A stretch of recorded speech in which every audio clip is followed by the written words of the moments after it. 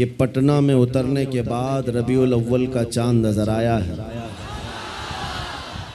आज मेरी शुरुआत रबीउल अव्वल की आपके इस शहर से हो रही है। पहले तो हम सिर्फ पटना की सियासत ही जानते थे,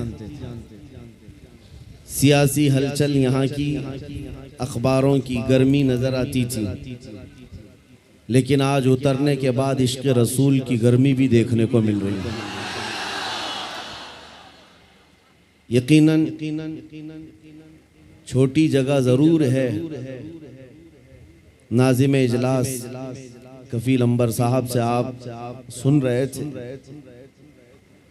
यहाँ पर बैठे रह जाना, जमे रह जाना, ये भी अपने आप में इश्क का एक कमाल है। अभी बैठे बैठे दो चीज़ें आप महसूस कर रहे होंगे। मुझसे पहले एक नात मद्दाह रसूल शाकिर साहब पढ़ रहे थे और निजामत कफील अंबर साहब कर रहे थे। दोनों में एक कॉमन चीज दिख रही थी, पीछे से सुनने वाला दोनों को भी नहीं पहचान सकता कि इतनी उम्र वाला इतनी सुरीली आवाज में नात पढ़ता हो और इतना दुबला पतला आदमी इतना गरज कर नारे लगाता हो। दोनों भी समझ से बाहर थी। इस उम्र का आदमी इतनी मीठी आवाज में नात पढ़ रहा है और दूर से सुनने वाला कफील साहब के नारे को यह समझता होगा कि बहुत बड़ा हट्टा कट्टा आदमी होगा। लेकिन मेरे अजीजों, ये बात मैं इसलिए अर्ज कर रहा हूँ कि बचपन से हम सुनते आए हैं, मोहम्मद के गुलामों में बुढ़ापा आ नहीं सकता। रसूल करीम सल्लल्लाहु ताला अलैहि वसल्लम की गुलामी में जो बाल सफ़ेद हो जाएं तब भी बूढ़ा नहीं है, जिस्म अगर गल जाए तब भी कमज़ोर नहीं है। बाकी अगर हुजूर से दूर होकर हट्टा कट्टा पहलवान भी हो तो हमारी ठोकरों में है, और हुजूर से वफा करता है, व्हील चेयर पर बैठा है, तब भी वो हमारा इमाम है, वो हमारा इमाम है। दुनिया जानती है ताकत और कुव्वत इस कुर्सी का नाम नहीं है, ताकत और कुव्वत इश्क़ मुस्तफ़ा का नाम। अजीज़ान गिरामे वक़ार, असल जिंदगी क्या है इसको आज महसूस करने की जरूरत है। सुभान अल्लाह। हम अपनी तारीफ पसंद नहीं करते, ये उनकी मोहब्बतें हैं जो इस तरह से हमें बुलाते हैं। मैं नबी करीम सल्लल्लाहु ताला अलैहि वसल्लम के दरबार आली जाह के गुलामों के गुलामों का एक अदना कुत्ता होने पर फख्र महसूस करता। सगे तैबा सब कह के पुकारे बेदम। बेदम वारसी ने ये दुआ किया था, या रसूल अल्लाह सारी दुनिया मुझे मदीने का कुत्ता कहकर पुकारे, सगे तैबा सब मुझे कह कर के पुकारे बेदम, यही रखियो मेरी पहचान मदीने वाले। ए मेरे अजीजों, आज हमें फख्र इसी बात पर होना चाहिए कि दुनिया मुझे नबी के नाम से जोड़ करके पहचाने, हुजूर की गुलामी में मुझे पहचाने। मेरे मनसब से, मेरे ओहदे से, मेरे माल से, मेरी जायदाद से, मेरे खानदान से नहीं। दुनिया अगर हुजूर की गुलामी से पहचानती है तो इससे बड़े कमाल की बात नहीं है।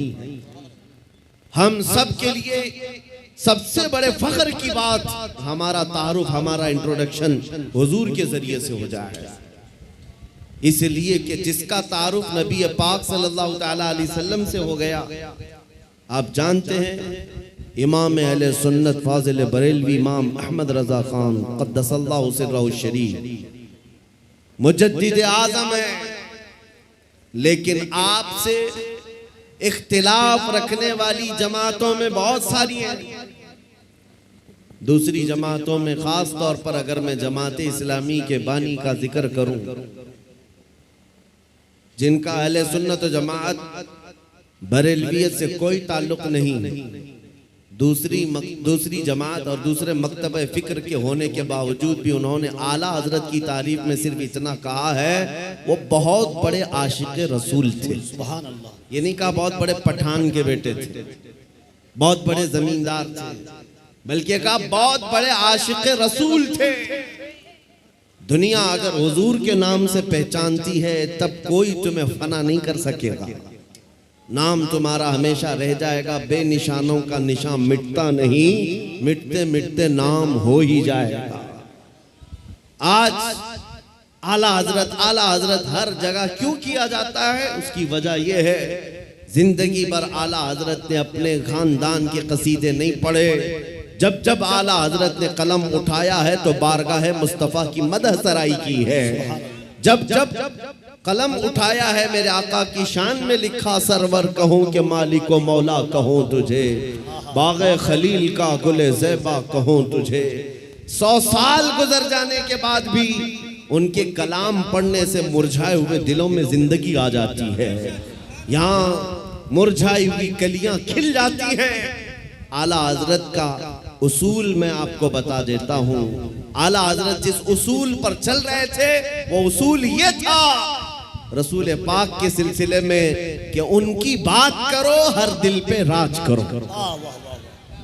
उनकी बात करो हर दिल पे राज करो। ये बहुत अजीम फार्मूला मैं आपको बता रहा हूँ। हुजूर की बात करो फिर देखना दुनिया तुम्हें कभी फरामोश नहीं करती और ना ही तुम्हारे मकाम और मनसब को कोई दूसरा धक्का लगा सकेगा। हुजूर की बात करो। आज हमारे दरमियान इख्तिलाफात ने जो जन्म लिया है उसकी एक असल वजह यह भी नजर आती है कि हम असल को छोड़कर फरा में लग गए। हम जगह जगह छोटी छोटी जमातें बनाकर छोटे छोटे हलके बनाकर उसके प्रचार में लग गए, जबकि हमें चाहिए कि हमारी सारी एनर्जी बादशाह आजम की तारीफ में खर्च हो। हुजूर अकरम सल्लल्लाहु ताला अलैहि वसल्लम के लिए वक्फ हो जाओ। इसलिए कि आला हज़रत इमाम अहले सुन्नत को हमने देखा पूरी जिंदगी। देखो आपसे किसी ने पूछा अगर आपका तारुफ क्या है, आपका इंट्रोडक्शन क्या है, उन्होंने अपने बाप दादा परदादा के नामों को गिनाते हुए नहीं कहा मैं फलां फलां फलां फलां का बेटा हूं, बल्कि अपने तारुफ में कहा है उस गली का गधा हूं मैं जिसमें मांगते ताजदार फिरते हैं, वो सुए लालाजार फिरते हैं, तेरे दिन ए बहार फिरते हैं, ए रजा जाने आना दिल तेरे नगमों पे निसार, बुलबुले बाग़ मदीना तेरा कहना क्या है। उन्होंने दुनिया को अगर तारुफ कराया है तो नबी के वास्ते से कराया है। आपको बताता हूं उनका मकाम ये था इश्क रसूल में फना होने का। मेरे मुर्शिद गिरामी हुजूर ताजुश शरिया रहमतुल्लाह तआला अलैह एक शेर की तशरीह करते हुए फरमाते आला हज़रत ने एक हम्द लिखी है, वही रब है जिसने तुझको हमतन करम बनाया, हमें भीख मांगने को तेरा आस्था बताया। इस हम्द के आखिर में आला हज़रत ने एक शेर लिखा है, अरे ऐ खुदा के बंदो कोई मेरे दिल को ढूंढो, अभी पास था यही तो अभी क्या हुआ खुदाया। दिल किसको कहते हैं मैं आपको बता रहा हूं। जिंदगी हम सब के पास है, हम किसके लिए जी रहे हैं, हम क्या करने के लिए जी रहे हैं, या आज हमें महसूस करना है। आला हजरत किसके लिए जीते थे, उनका दिल रहता कहां था, बरेली की किस गली में उनका दिल रहता था। सुनो आला हजरत कहते हैं, अरे खुदा के बंदो कोई मेरे दिल को ढूंढो, अभी पास था यही तो अभी क्या हुआ खुदाया। इसका मतलब क्या है? फरमाया हर जमाने में औलिया इकराम में एक वली होता है जिसको कुतुबुल इरशाद कहते हैं। कुतुबुल इरशाद का मतलब यह होता है वो अपने जमाने के औलिया में इतना तसर्रुफ और इतना इख्तियार रखता है कि वो अपने जमाने के औलिया को जिन कामों पर मामूर करे उसका हुक्म बजा लाना सारे लोगों पर जरूरी होता है। वो कोई भी ऑर्डर दे कुतुबुल इरशाद। तो एक मर्तबा आला हजरत ने अपने जमाने के जितने रिजाल थे औलिया थे उनसे ये कहा, अरे आए खुदा के बंदो कोई मेरे दिल को ढूंढो, मेरा दिल ढूंढ करके लाओ। ये काम पर लगा दिया, दिल ढूंढ करके लाओ, अभी पास था यही तो अभी क्या हुआ खुदाया। दिल सिर्फ उस गोश्त के लोथड़े को ही नहीं कहते जो हमारे सीनों में धड़कता है या खून का एक मुंजमद टुकड़ा है। दिल के और भी माने हैं। वो दिल कौन सा है जिसको ढूंढने की आला हजरत बात कर रहे थे। सारे औलिया को हुक्म हुआ, सब ढूंढने पर लग गए और ढूंढ करके वापस आए। फिर आकर के उन्होंने जो जवाब दिया इमाम अहले सुन्नत को, आला हजरत को, आला हजरत ने फिर उसको अपने शेर में बयान किया। हमें ऐ रज़ा तेरे दिल का पता चला बमुश्किल, हमें ऐ रज़ा तेरे दिल का पता चला बमुश्किल, दरे रोज़ा के मुकाबिल वो हमें नजर तो आया। ये न पूछ तकबीर, नारे रिसालत, इश्के मुस्तफा, इश्के आले मुस्तफा, तालीमाते आला हजरत, फैजाने आला हजरत। जिंदगी गुजारने के उसूल में बता रहा हूं, बरेली में रह करके दिल मदीने तैयबा में धड़कता हो। सारे औलिया ज़माना ने कहा हमें ऐ रज़ा तेरे दिल का पता चला बमुश्किल, दरे रोज़ा के मुकाबिल वो हमें नजर तो आया। ये न पूछ कैसा पाया तुझे हमद है खुदाया। आला हजरत का दिल वहां लगा हुआ था, इसीलिए मैंने आला हजरत के कलाम को बहुत मर्तबा पढ़ा। जहां जहां से पढ़ा दिल को आला हजरत के, जब भी हमने ढूंढने की बात की है, आला हजरत ने अपने दिल के बारे में यही कहा है, दिल है वो दिल जो तेरी याद से मामूर रहा, सर है वो सर जो तेरे नाम पे कुर्बान गया। आला हजरत के उसूल में दिल सिर्फ इस टुकड़े को नहीं कहते और सर इस टुकड़े को नहीं कहते। मेरे अजीजों, आला हजरत के इल्म में, उनकी तालीमात में दिल का मतलब और है, सर का मतलब और है। अगर नबी की मोहब्बत में भरा हुआ नहीं है तो सिर्फ वो गोश्त का लोथड़ा है, दिल नहीं कहा जा सकता। दिल कौन सा है? दिल सिर्फ वही है, दिल है वो दिल जो तेरी याद से मामूर रहा। और सर किसको कहते हैं? ये अगर दोनों कंधों के ऊपर एक कद्दू का टुकड़ा है, अगर हुजूर के नाम पर कुर्बान होने को तैयार नहीं है, हाँ अगर हुजूर के नाम पर मर मिटता है तो आला हजरत कहते हैं सर है वो सर जो तेरे नाम पे कुर्बान गया। आला हजरत के दिल को हमने उनके कलाम में ढूंढा है। वो कहते हैं कहाँ है? जानो दिल होशो खिरत सब तो मदीने पहुंचे, जानो दिल होशो खिरत सब तो मदीने पहुंचे। अरे तुम नहीं चलते रज़ा सारा तो सामान गया। उनका अपने पास कुछ नहीं था। बरेली में वो कहते हैं जान भी चली गई, दिल भी चला गया, होश भी गया, खिरत भी गया, सब मदीने पहुंचे। तुम नहीं चलते रज़ा सारा तो सामान गया।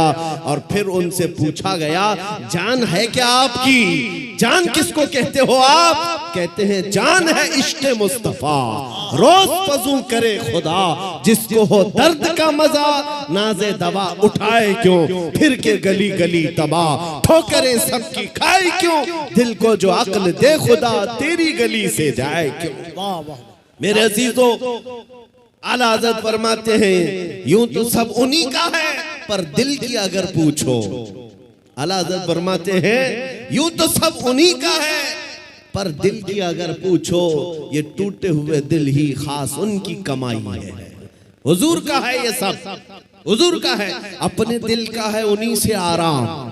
कहते हैं अपने दिल का है उन्हीं से आराम, सौंपे हैं सब उन्हीं को सब काम, सौंपे हैं उन्हीं को सब काम। लो लगी है कि अब उस दर के गुलाम चाह रहे दर्द रजा करते हैं। आला हजरत ने अपना सब कुछ सौंप दिया बारगाह मुस्तफा।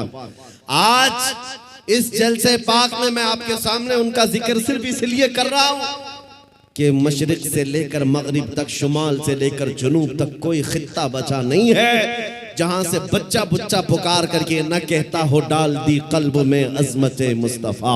सैयदी आला हजरत पे लाखों सलाम। क्यों 100 साल के बाद भी बच्चा बच्चा पुकार रहा है? वही आज मैं तुम्हें फार्मूला बताना चाहता हूं। उस आला हजरत के मिशन पर चलना, उस मसलक का मतलब, उस मसलक का नाम ही ये है, अपनी मर्जी से जीने का नाम जिंदगी नहीं है। हुजूर जैसा चाहे वैसे जीने का नाम जिंदगी है। आपको मैं बताता हूं, औलिया इकराम की जिंदगी में, तसव्वुफ में एक तालीम होती है। हजरत जुनैद बगदादी की तालीमात मैंने पढ़ा है। सिर्फ औलिया इकराम की जो इबादतें हैं, तस्बीह घुमाना, लंबे क़याम, लंबे सजदे, सिर्फ यही इबादत के तरीके नहीं हैं। एक इबादत का तरीका है जिसको औलिया इकराम कहते हैं मुराकबा। मुराकबा मुराकबे का मतलब क्या होता है? सुनो, बहुत आसान है, आप सब कर सकते हो। अगर मैं आपसे कहूं आज 1000 बार सुभान अल्लाह पढ़ो, 1000 बार अल्हम्दुलिल्लाह, आप कहेंगे बहुत लंबा हो जाएगा। लंबा क़याम करना कुछ लोगों के लिए भारी, लंबा रुकू करना, लंबा सजदा करना इबादतें कुछ लोगों को लगती हूं। मुराकबा बहुत आसान लेकिन बहुत ही तेज असर। औलिया कराम फरमाते हैं जिसका मुराकबा मुकम्मल हो गया वो अल्लाह का वली बन गया। मुराकबा होता क्या है? सुनो, मुराकबा होता क्या है? सिर्फ ये है कि आंख बंद करके थोड़ी देर खामोश बैठना, कुछ नहीं करना, कुछ पढ़ना नहीं, कुछ पढ़ना नहीं, खामोश बैठना है। कितनी देर? तुम्हारी मर्जी, 5 मिनट, 10 मिनट, आधा घंटा, 1 घंटा, किसी से बात ना करो, खामोश एक जगह बैठ जाओ। करना क्या है खामोश बैठ करके? सोचना क्या है? हाँ, ये असल है। सैयदना जुनैद बगदादी फरमाते हैं मुराकबा करने वाले को कुछ और नहीं सोचना है, बस आंख बंद करके इतना सोचना है कि अल्लाह ने मुझे क्यों पैदा किया, मैं यहां क्यों आया इस दुनिया में।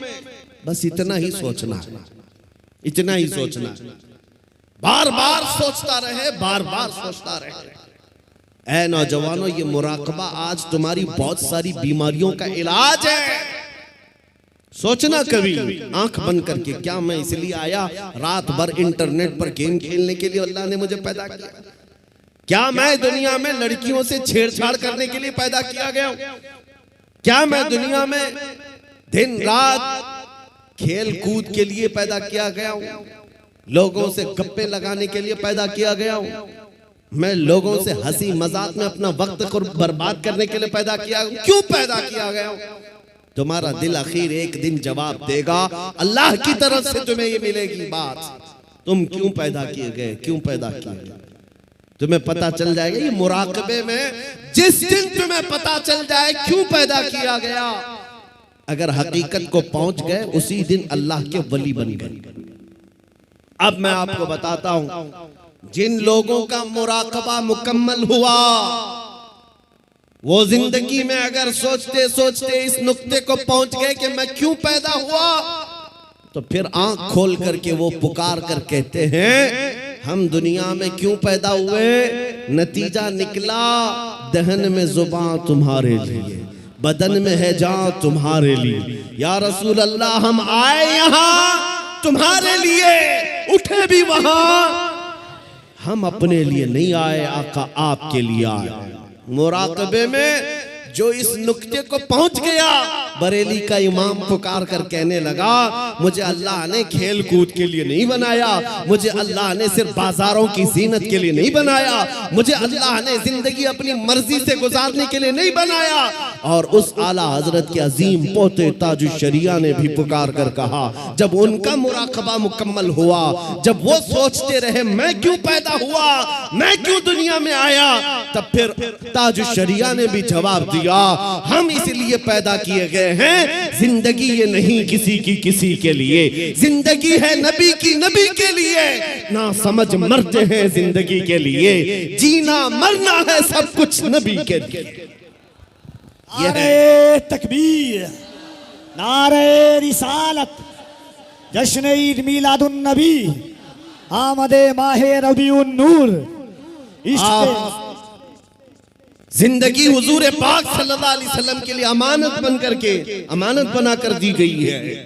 तुम क्या समझते हो ए नौजवानों, आपको ये लगता है जवानी की आज ताकत और कुव्वत है, मुझे अपने मर्जी से फैशन करने दो, अपने मर्जी से मॉडर्न जिंदगी गुजारने दो, और दुनिया के पीछे तुम चल पड़े, उस दुनिया के पीछे जो हर दिन अपना शोहर बदलती है।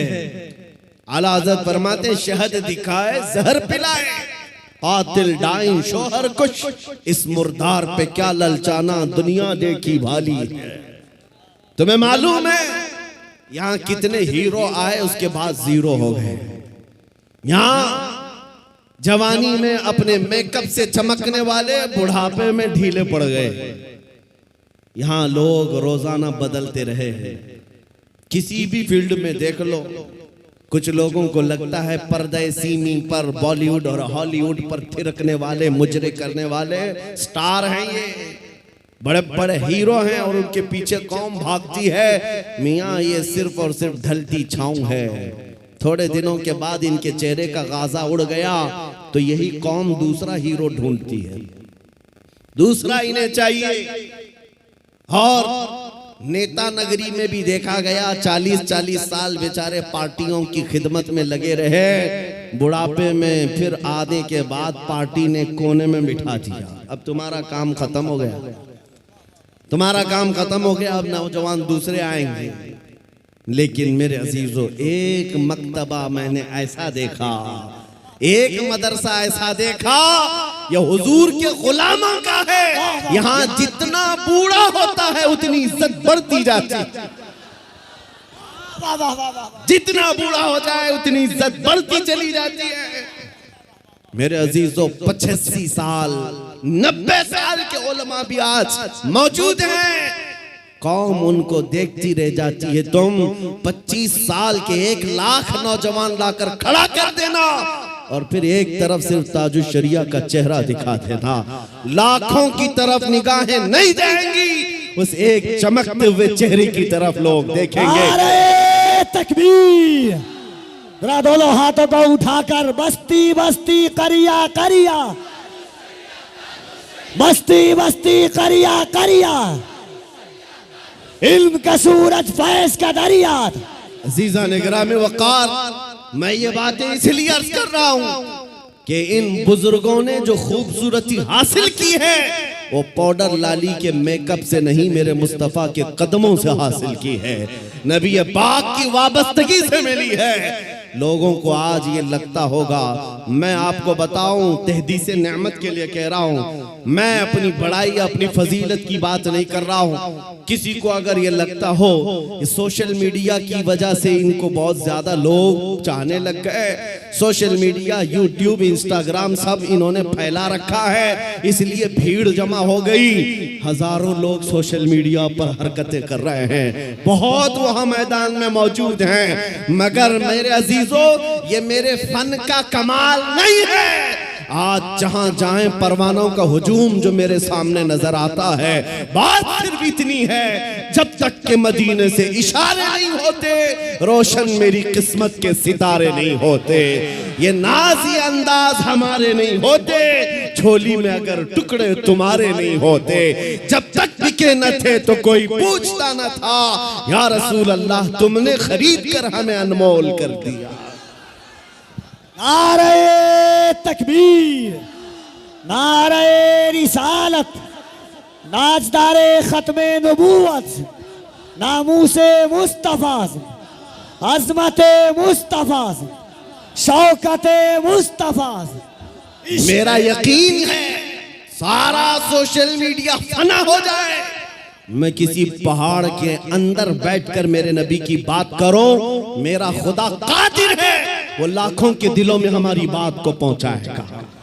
ये कमाल मैं इसका नहीं समझता सोशल मीडिया के जरिए से, इंटरनेट का दौर हो, नहीं मेरे अजीजों, हुजूर की अजमत बयान करो, चाहे तुम तन्हा हो, मौला पूरी कायनात में तुम्हारे चर्चे फैला देता है। ये रब्बे जुल जलाल की शान है। इब्राहीम अलैहिस्सलाम जब मक्का मुकर्रमा से आवाज दे रहे थे तो पूरी कायनात में आपकी आवाज को अल्लाह ने पहुंचाया। रब कादिर है, जिसकी आवाज को चाहे वो पहुंचाए, लेकिन तुम्हारी लिए जिम्मेदारी आज ये है, तुम इनके उनकी जय विजय करना छोड़ दो, इधर उधर के पट्टे डालना छोड़ दो। तुम्हें दुनिया चाहे जितने भी लिबास बदल लो, दुनिया तो हुजूर के नाम से ही पहचानती, ये बात तय है। तुम जहां जाओगे हुजूर के नाम से तुम्हें पहचानती। जिस दिन तुमने नाम कहा, तुमको ये नहीं कहेंगे बिहार का है, पटना का है, फलां का है। दुनिया तुम्हें अगरचे गांव के नाम से जान जाएगी, लेकिन तुम्हारी निस्बत वो सीधे मदीने के ताजदार से जोड़ कर देखती, ये पक्की बात है। और आपको क्या इस बात पर कोई आपत्ति है कि दुनिया हुजूर की गुलामी से आपको पहचाने तो आपको ऐब लगता है? फखर होगा कि नहीं होगा? अगर हुजूर की गुलामी से दुनिया तुम्हें पहचानने पर फख्र होगा तो मेरी बात सिर्फ इतनी सुन लो, पूरे के पूरे ही गुलाम क्यों ना हो जाए। जब गुलाम होना ही है तो पूरे क्यों ना हो जाए।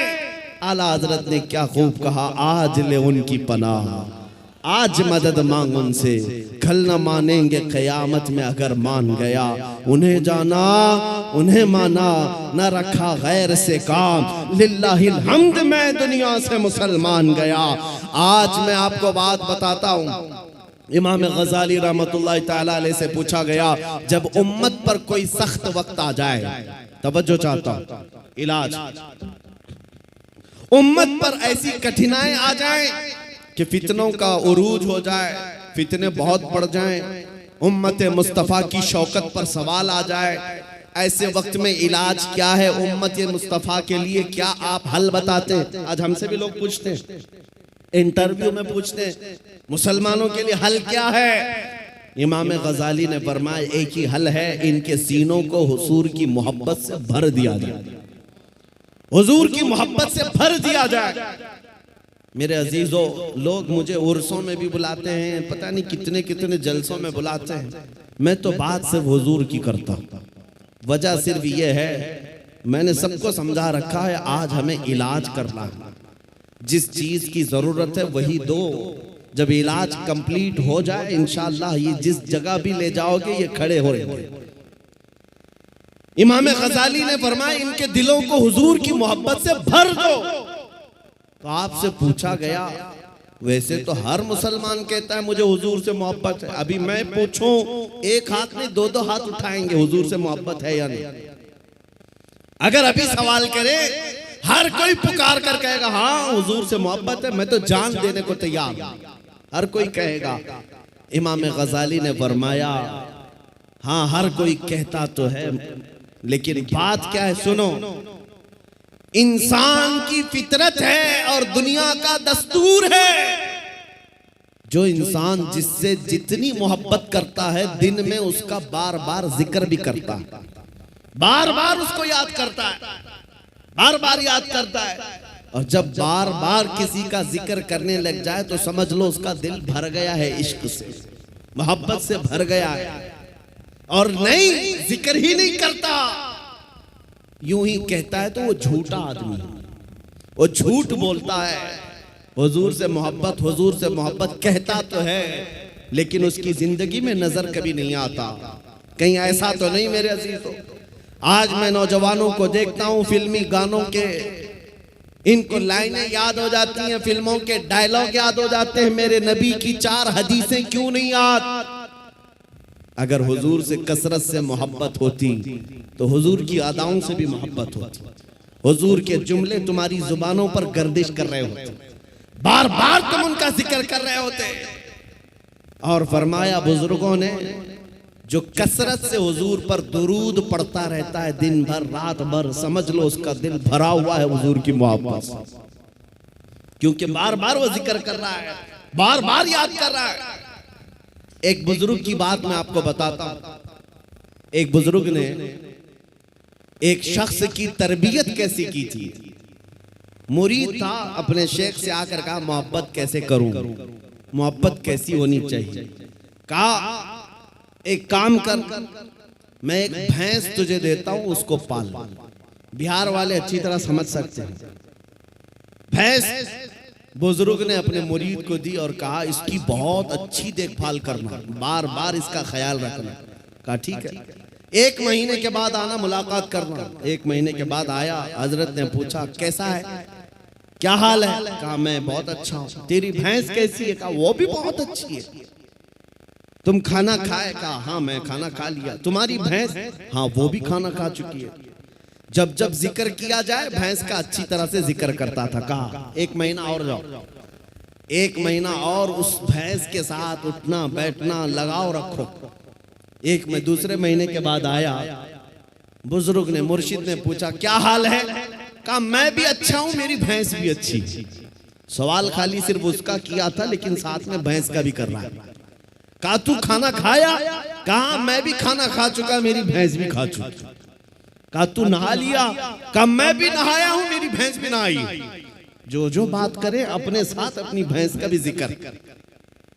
बुजुर्ग ने कहा 1 महीने और अपनी भैंस से करीब रहे, उसके बाद फिर तीसरे महीने मुलाकात करेंगे। 3 महीने गुजर गए।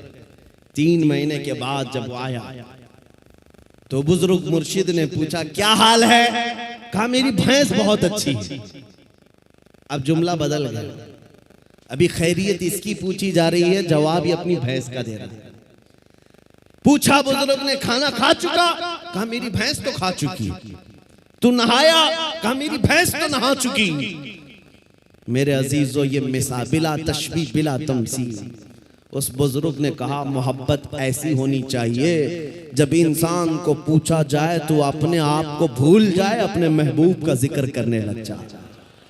जब वो कमाल को पहुंचता है सिर्फ उसकी आंखों में अपने महबूब के जलवे हों। और बरेली के इमाम को हमने पढ़ा है, कोई आया बंदा गुलाब का फूल तोहफे में पेश करने के लिए, ला करके दिया, कहा इसको कबूल कर लीजिए। दुनिया में लोग गुलाब तोहफे में एक दूसरे को देते लेते हैं। इमाम फाजिल बरेलवी उस गुलाब को कबूल तो करते हैं, देखते हैं, उसके बाद मुस्कुरा कर कहते हैं ये दुनिया का गुलाब है, सुबह खिलता है, शाम में मुरझा जाता है। मैं उस गुलाब से मोहब्बत करता हूं जो कभी मुरझाता नहीं है, जो जब से खिला है कभी मुरझाता नहीं। और उसके बाद कहना शुरू कर दिया, सरताब कदम है तने सुल्तान जमन फूल, लब फूल दहन फूल जकन फूल बदन फूल, वल्लाह जो मिल जाए मेरे गुल का पसीना, मांगे न कभी इत्र न फिर चाहे दुल्हन फूल। क्या बात रज़ा उस चमनिस्तान करम की, जहरा है कली जिसमें हुसैन और हसन फूल। आला हजरत ने एक फूल को देखा,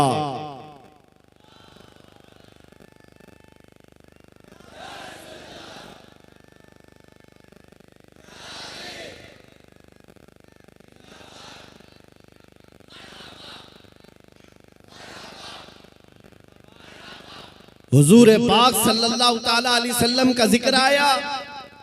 आला हजरत ने सारे फूल फूल फूल पर एक नात ही लिख दी।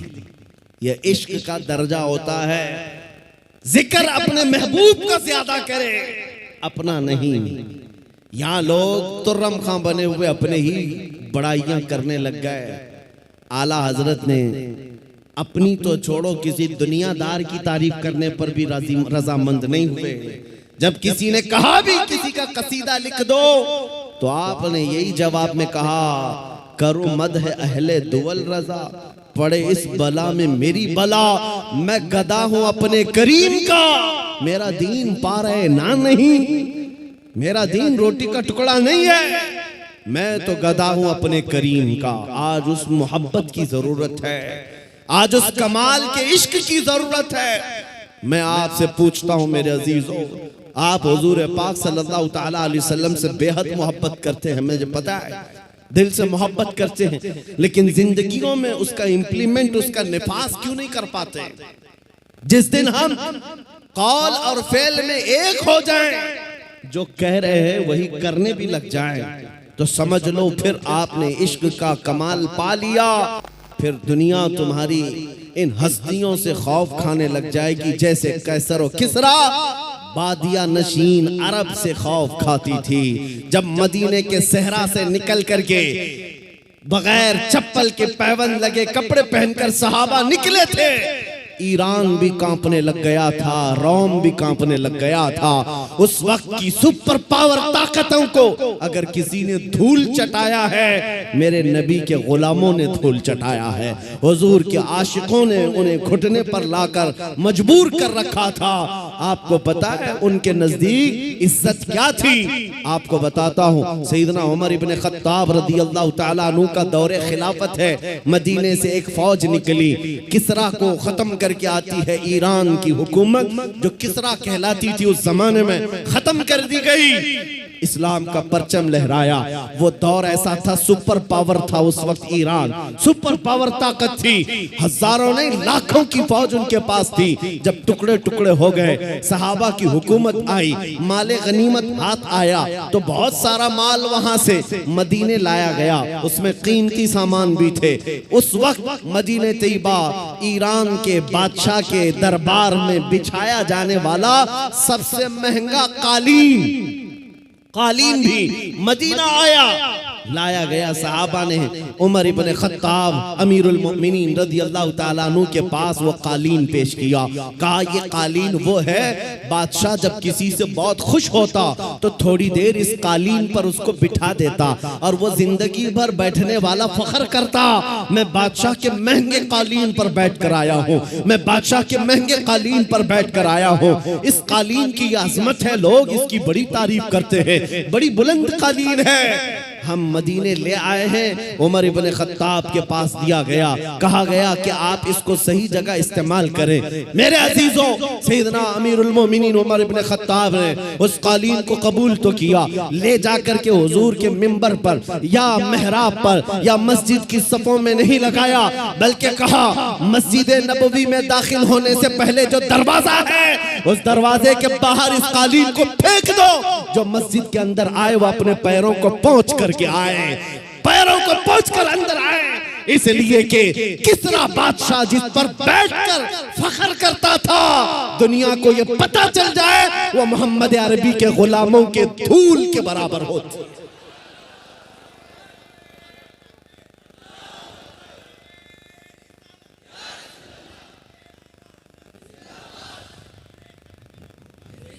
उन्होंने इज्जत तख्त और ताज में नहीं ढूंढी, मेरे नबी पाक की निस्बत में इज्जत ढूंढी।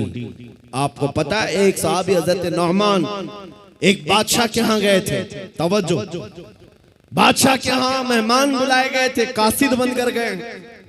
बादशाह ने उनके आने पर कालीन बिछाया रेशम का और कुर्सी बिछाई सोने की कलई की हुई कि मोहम्मद अरबी का कासिद आ रहा है, एम्बेसडर आ रहा है, तर्जुमान है। लेकिन जैसे ही हजरत नौमान पहुंचे वो कालीन को आपने तलवार से फाड़ दिया और निकाल दिया, जमीन पर चले। फिर जब कुर्सी के पास आए देखा सोने की कुर्सी है, पांव से धक्का मारकर गिराया और कहा मुझे सादी कुर्सी लाओ, दूसरी। बादशाह ने कहा ये इतना गुरूर है, मोहम्मद अरबी सल्लल्लाहु अलैहि वसल्लम के गुलामों में इतना एटीट्यूड। उस सहाबी ने कहा ये गुरूर और तकब्बुर नहीं है, मैं मेरे नबी का गुलाम, मेरे मुस्तफा का गुलाम। मेरे नबी की शरीयत में मर्दों के लिए रेशम भी हराम है, सोना भी हराम। मर्दों के लिए रेशम का इस्तेमाल हराम है और सोने का इस्तेमाल, गोल्ड का इस्तेमाल हराम है।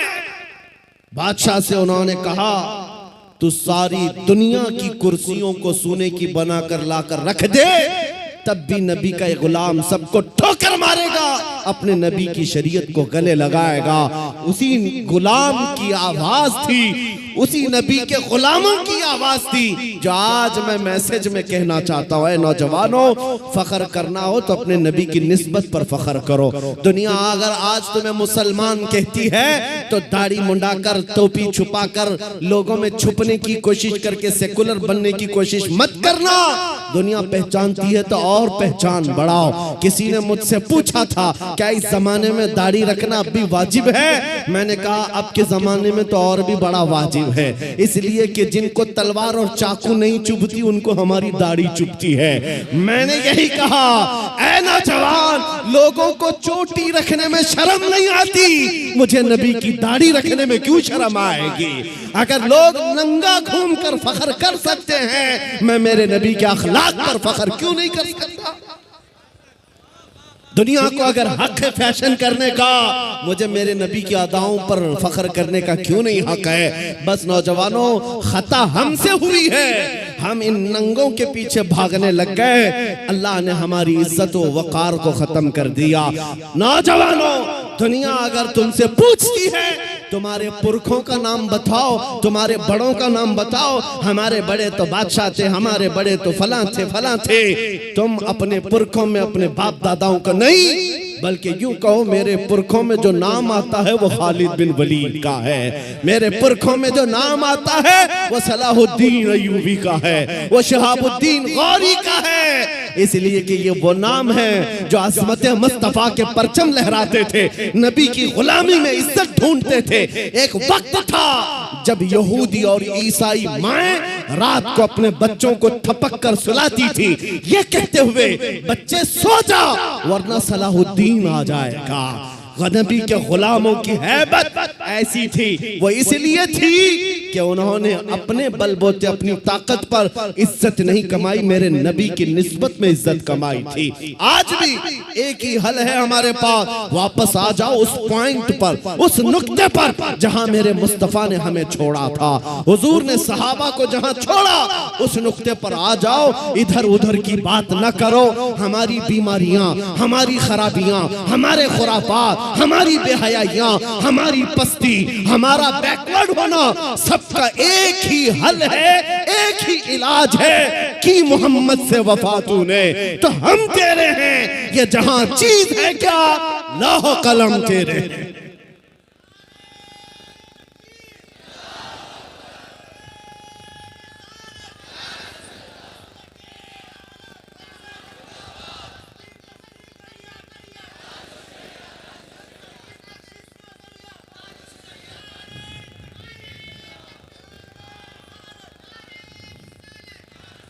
अब ये यकीन भी होने लग गया, अल्लाह की जात से मैं कभी नाउमीद नहीं और किसी मुसलमान को होना भी नहीं, नाउमीदी नहीं। अब यकीन होने लग गया है, हिंदुस्तान का सुन्नी मुसलमान जाग रहा है, बेदार हो रहा है। और इसी को कहा है इकबाल ने निकल करके सहरा से, जिसने उलट दिया था तख्ते रोमा को।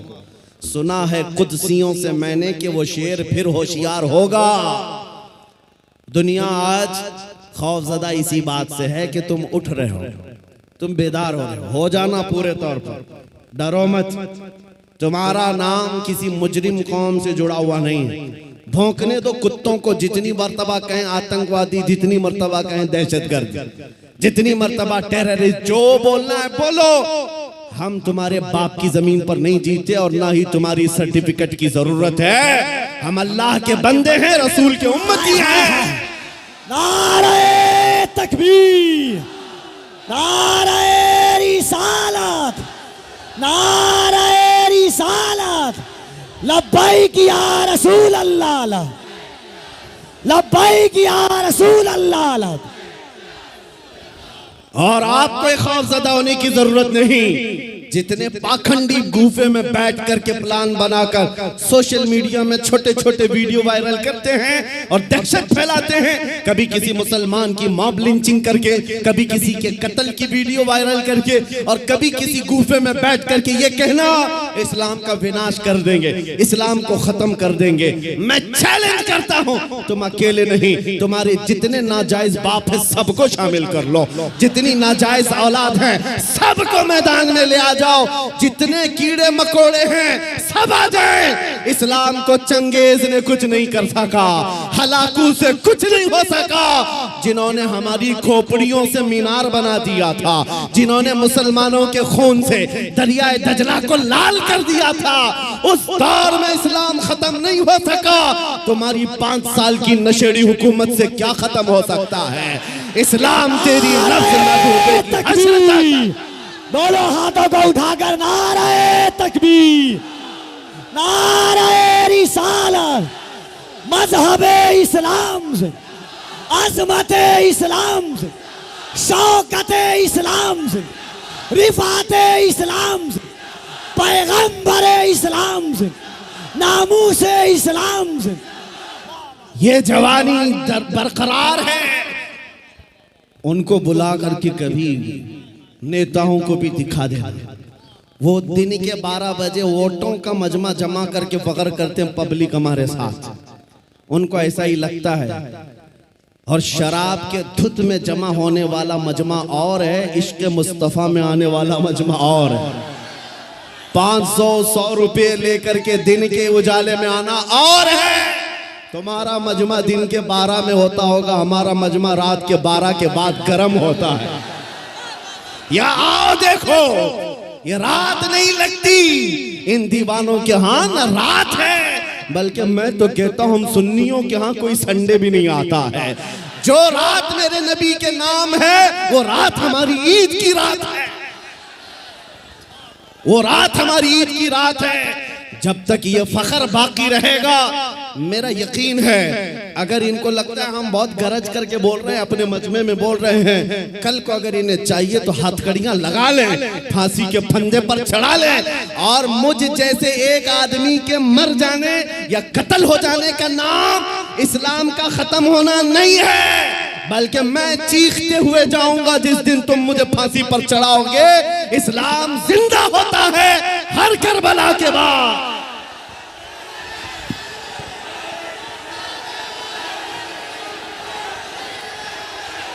हेलो, लब्बैक लब्बैक या रसूल अल्लाह, लब्बैक लब्बैक लब्बैक या रसूल अल्लाह, लब्बैक लब्बैक लब्बैक या रसूल अल्लाह, लब्बैक लब्बैक लब्बैक या रसूल अल्लाह, लब्बैक लब्बैक लब्बैक या रसूल अल्लाह। नारे तकबीर।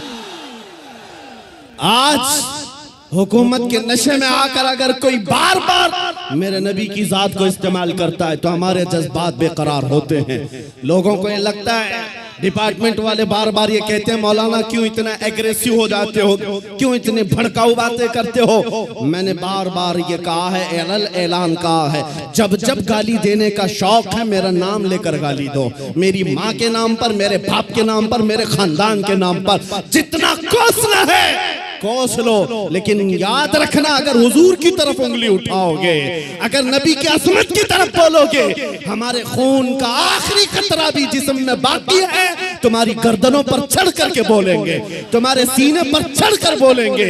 और तुम ये समझते हो तख्त और ताज तुम्हारे पास है, आज फौज और ताकत तुम्हारे पास है। तुम्हारे नाजायज बाप आज से 200 साल पहले अंग्रेजों की शक्ल भी यहाँ मौजूद थी, उन्होंने एक आलिम रब्बानी किफायत अली काफी को फांसी पर चढ़ाया था, एक नहीं 30,000 उलमा को फांसी पर चढ़ाया था। तुम्हारे नाजायज बाप भी ये समझते थे हिंदुस्तान से इस्लाम खत्म हो जाएगा, अरे उनका चूरा भी यहाँ बाकी नहीं रहा, सब खत्म होकर चले गए। तुम भी अपने अंजाम का इंतजार करो, कुछ देर की खामोशी है फिर शोर आएगा। आज कुत्तों का वक्त है, कल हमारा दौर आएगा। लब्बैक या रसूल अल्लाह, लब्बैक लब्बैक लब्बैक या रसूल अल्लाह, लब्बैक लब्बैक लब्बैक या रसूल अल्लाह, लब्बैक लब्बैक लब्बैक या रसूल अल्लाह, लब्बैक लब्बैक लब्बैक या रसूल अल्लाह, लब्बैक लब्बैक लब्बैक या रसूल अल्लाह। नारे रिसालत। लोग अगर ये पूछते हैं आपकी जज्बाती तकरीरों से होता क्या है, मैं सिर्फ इतना ही कहता हूं क्या होता है पता नहीं, लेकिन मेरा यकीन ये कहता है मैं जज्बात में लाऊंगा, कोई बच्चा बुज़दिली से नहीं मरेगा इंशाअल्लाह, कोई नौजवान तुम्हारी जूतियां चाट करके नहीं मरेगा, तुम्हारे हाथों में फंस भी जाएगा, नबी नबी कहकर दुनिया से जाएगा। हम अपने जज्बात को जिंदा रखते हैं इसलिए कि जज्बात नहीं है तो वो नामर्द आदमी है। अगर जज्बात हुजूर के लिए जिंदा है उसी को मैं मर्द समझता हूँ, उसी को इंसान समझता हूँ। और जो बेगैरती की बात करते हैं, अरे मसलहत का भी ख्याल करो, हिकमत का भी ख्याल करो, हालात का भी ख्याल करो। ये हालात तुम्हें मुबारक, मुझे मेरे नबी की इज्जत मुबारक। अगर इन हालात में नबी की इज्जत महफूज नहीं है तो हम आजादी से घूम कर कौन से मजे उठा सकेंगे। वो सहाबा की बात तो सुनो, जब जंगे ओहद में ये बात मशहूर हो गई, हुजूर का कत्ल हो गया, सहाबा ने तलवारें छोड़ दी, हाथों से तलवारें छूट गई। इस वजह से कितने काफिरों ने सहाबा का कत्ल कर दिया, कत्ल हो गए 70 सहाबा। क्यों? जब ये खबर फैली थी ना कि हुजूर का इंतकाल हो गया, सहाबा बेइख्तियार कहने लगे अल्लाह के नबी अगर नहीं है तो फिर जिंदगी कहते किसे, हुजूर आप नहीं हैं तो जिंदगी क्या है। इसलिए ऐ सुन्नियों, आज हमारा जज्बा यही होना चाहिए, अगर हुजूर का नाम सलामत नहीं तो फिर हमारी जिंदगी किस काम की, हम किस खाक के लिए जीते हैं। आज के बाद तकलीफों से और मुसीबतों से घबराना नहीं। तुम अपने दीन पर अमल पैरा रहो। गैर कानूनी कामों की बात मैं नहीं करता, चाकू छुरी तलवार बंदूक की भी बात नहीं करता। मैं तो बात सिर्फ इतनी कहता हूँ, हुजूर का इश्क इतना भर लो कि तुम्हारे चलने फिरने से भी कीड़े फना हो जाए। हाँ, तुम्हारे किसी हथियार की जरूरत नहीं। तुम हुजूर के आशिक बनकर गलियों से घूमो, कुत्ते यूं ही मर जाएं। हाँ, पागल होकर मर जाएं, सिर्फ तुम्हारी खुशबुओं से मर जाएं।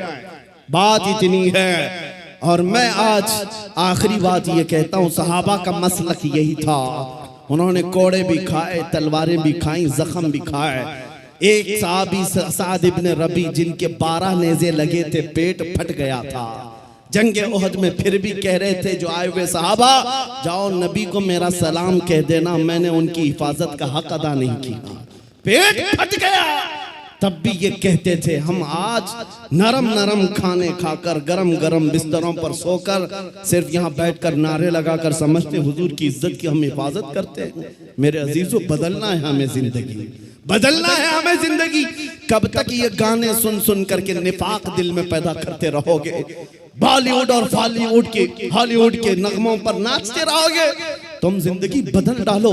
आज दुनिया, मैं आपको बताऊं, सादी हजरत फखरुद्दीन राजी बहुत बड़े हकीम है, कहते हैं एक मैंने हकीमी में, डॉक्टरी में एक चीज देखी है, मोहम्मद अरबी सल्लल्लाहु अलैहि वसल्लम की मोहब्बत में अगर कोई 90 साल का भी हो जाए तो उसका दिमाग पागल नहीं हो सकता, पागल कभी नहीं होता। हुजूर का आशिक पागल नहीं होता, और अगर पागल होता है तो सिर्फ उनके लिए होता है, और दीवाना होता है सिर्फ उनके लिए होता है, बाकी किसी के लिए नहीं होता। आज मैं यही चाहता हूं कि दुनिया तुम्हें पागल कहे, मजनू कहे, दाढ़ी वाला कहे, टोपी वाला कहे, छोड़ दो उनकी बातों का। कुछ भी रिएक्ट करना, तुम्हें अंदर से फख्र होना चाहिए, फख्र होना चाहिए, इसलिए कि तुम इन कुत्तों के लिए नहीं जीते। कब्र में आमिना के लाल तशरीफ लाने वाले हैं, हश्र में मेरे आका तशरीफ लाने वाले हैं, उनके सामने मुझे खड़ा होना है। कहीं हुजूर ये ना कह दें कि दुनिया वालों के लिए तूने मेरी अखलाक को बदल लिया, उनको राजी करने के लिए तू मेरी सुन्नतें छोड़ दिया।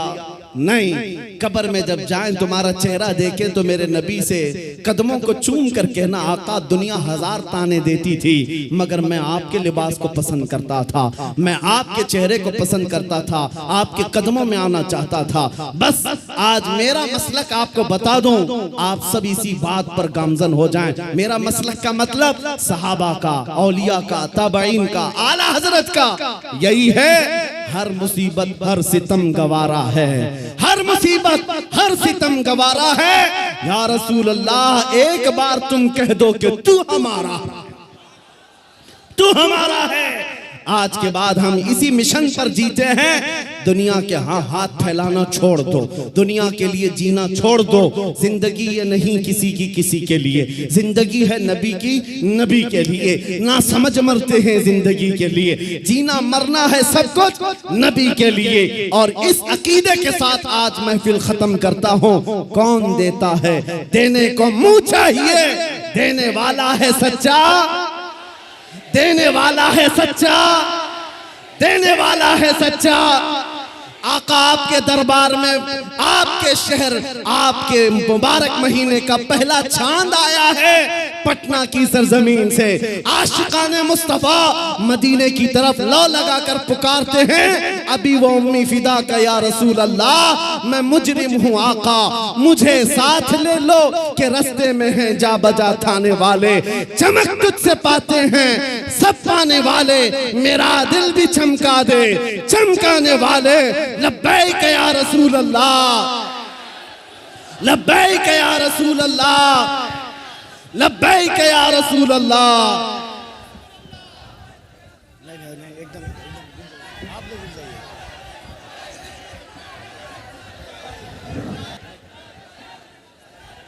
ये मत कीजिए, ये मत कीजिए भाईया, सिर्फ दीदार कर लीजिए। एक मिनट।